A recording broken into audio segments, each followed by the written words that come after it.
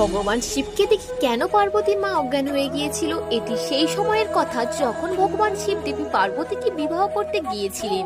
ব্রহ্মা বিষ্ণু সহ সকল দেবদেবী ভূত প্রেত বরযাত্রী হয়ে দেবী পার্বতীর গৃহে পৌঁছালো। তখন জটাধারী মহাদেবের পুরো শরীর ছাই বর্ষ আবৃত ছিল। ভগবান শিবের এই রূপ দেখে দেবী পার্বতীর মা ময়নাবতী ভয়ে অজ্ঞান হয়ে যায়। এরপর ময়নাবতী যখন জ্ঞান ফিরল, তিনি তার মেয়ের সাথে মহাদেবের বিবাহ দিতে রাজি হয় না। তিনি জানালো যে তার অনিচ্ছায় যদি এই বিবাহ দেয়া হয় তাহলে সে প্রাণ ত্যাগ করবেন।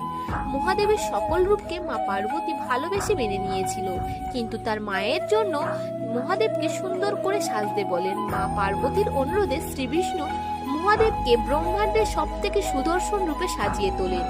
মহাদেবের এই রূপকে চন্দ্রশেখর বলা হয়। চন্দ্রশেখর রূপে মা পার্বতীকে বিবাহ করতে এলেন।